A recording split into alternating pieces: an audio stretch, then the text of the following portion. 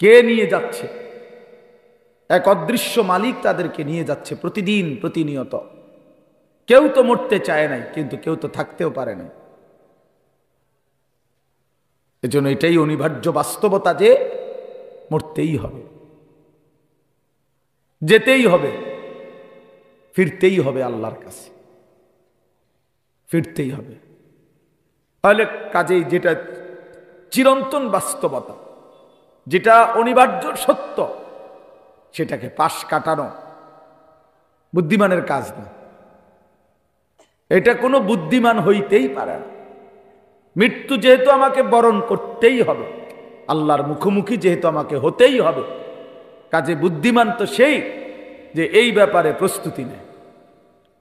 কারণ আমি তো এটা এমন কোনো বেলা আমার নেতা দৈরা এই দল কিংবা ওই দল কিংবা কোনো রকম কোনো ছল ছাতুরি করে যেহেতু আমি কবর থেকে, মৃত্যু থেকে নিজেকে আড়াল করতে পারবো না, কোনো সিস্টেমে নাই, ন্যূনতম কোনো সম্ভাবনাও নাই, তাহলে অতএব কবরের জন্য প্রস্তুতি নেওয়া, আখেরাতের জন্য প্রস্তুতি নেওয়া, এটাই বুদ্ধিমানের কথা। কারণ এটা তো আমাকে বরণ করতে হবে, তার চাইতে ভালো রেডি হয়ে যাই, প্রস্তুতি নিয়েই যাই। মরতেই হবে যখন, যেতেই হবে যখন। আমার বাপ যদি এই কথাটা আমি বুঝি আমার লাভ, আপনি বুঝলে আপনার লাভ। জওয়ান ছেলে তুমি বুঝতে তোমার লাভ বাপ। হাসি ঠাট্টা রং তামাশা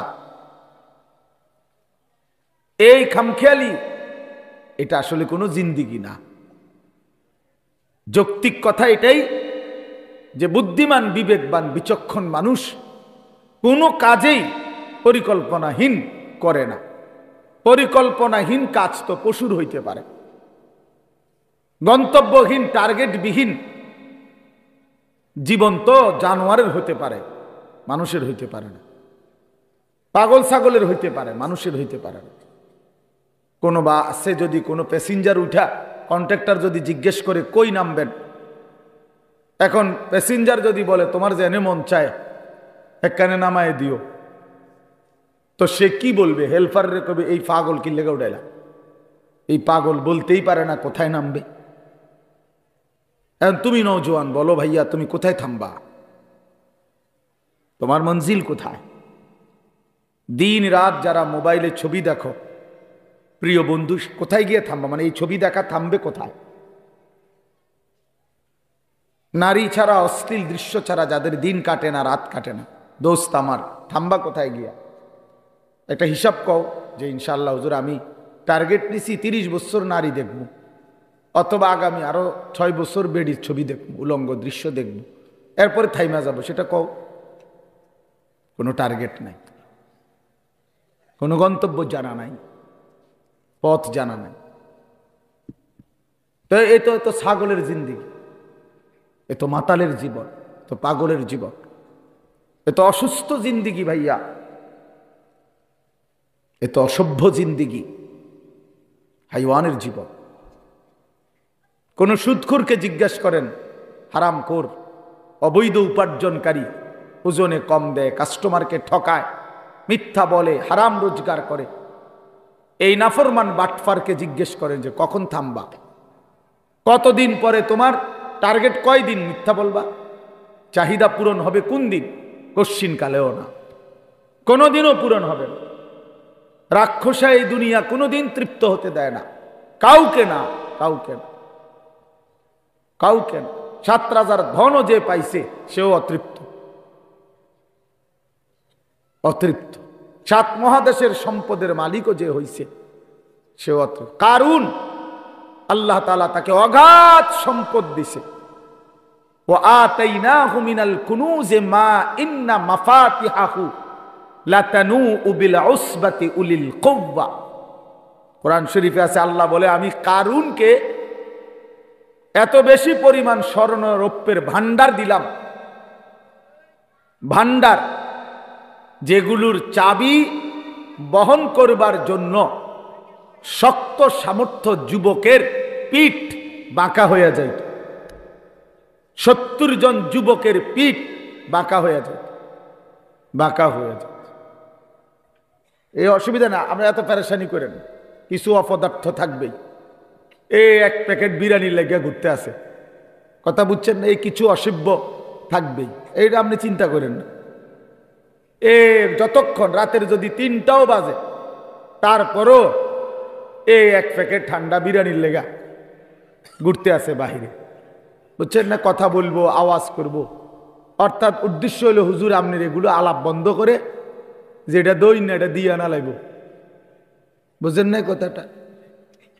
হ্যাঁ হ্যাঁ, এই জন্য এত চিন্তা করে হইতো না, এত জনের কথা ভাবলে পারতেন না। আমি এই জন্য বলছি আপনার জন্য শুনেন, আমি আমার জন্য শুনি, খালাস।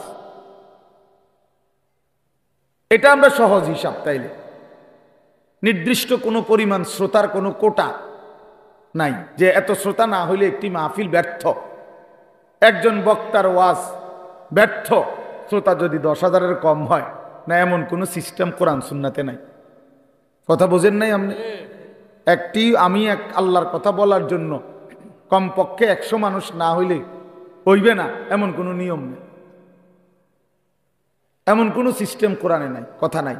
বরং আল্লাহ নবী সাল্লাল্লাহু আলাইহি সাল্লাম বলছেন, ফাওয়াল্লাহি লা আন ইয়াহদিয়াল্লাহু বিকা রাজুলান ওয়াহিদান খায়রুল লাকা মিন হুমুরিন নাআম।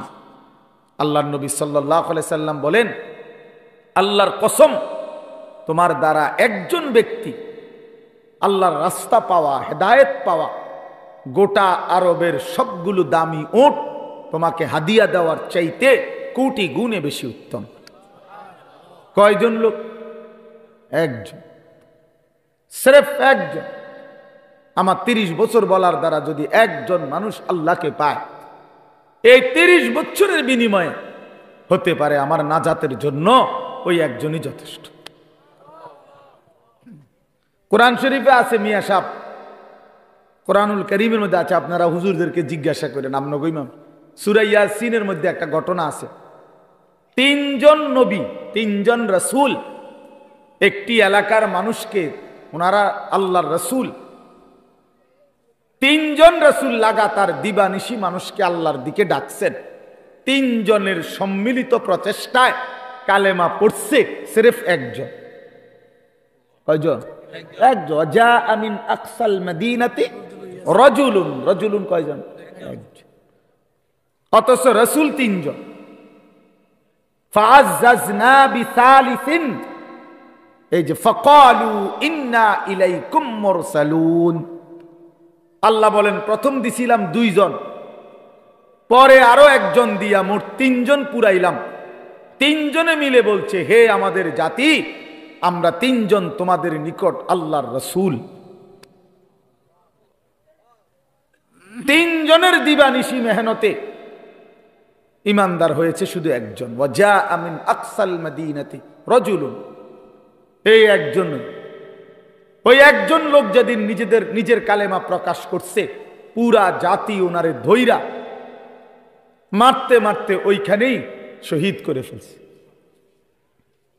মেরেই ফেলছে, মেরেই ফেলছে।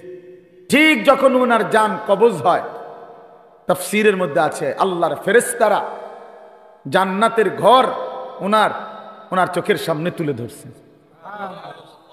আর ফেরেশতারা বলছেন, কিলা দুখুলিল জান্নাহ, হে আল্লাহর বান্দা, এই মুহূর্তেই জান্নাতে ঢোকো। ও দুখুল, ও দুখুল, কিলা দুখুলিল জান্নাহ, এখনই জান্নাতে ঢোকো। তখন সেই আল্লাহর বান্দা মরতে মরতে ওই ইমানদার একজন বলতেছে, ক্বালা ইয়া লাইতা কওমি ইয়ালামুন, হায় আমার জাতি, তোমরা যদি বুঝতা, জানতা যে তোমরা আমাকে হত্যা করে রক্ত ঝরিয়ে তোমরা ভেবেছো তোমরা জিতে গেছো। না আমার জাতি, তোমরা আমাকে হত্যা করো নাই, বরং আমার জান্নাতে ঢুকায় দিছো। ইয়া লাইতা কওমি ইয়ালামুন বিমা গফারা লি রাব্বি, আরে আমার আল্লাহ তো আমারে পুরা মাফ করে দিছে রে।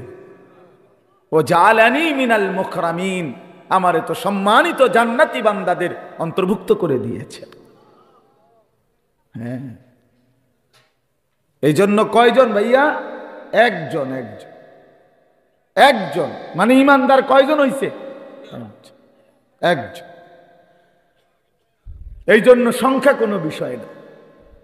10,000, 10 লাখ, 5,000, 50 লাখ, এটা কোনো কথা না। শ্রোতা কম না বেশি, এটা কোনো বিষয়ই না। বিষয় হলো আল্লাহর কথা বলা, বলতে থাকা, রাত দিন বলতে থাকা, প্রতিটা সুযোগকে কাজে লাগানো।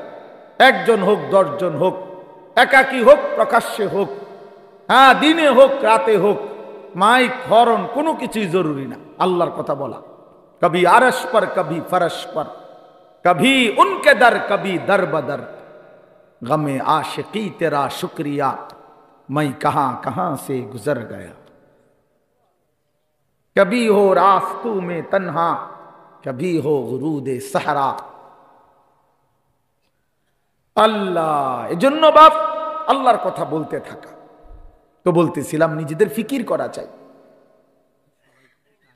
নিজের ফিকির দরকার, ফিকির দরকার, দিলের মধ্যে ফিকির দরকার, অন্তরের মধ্যে অনুভূতি দরকার।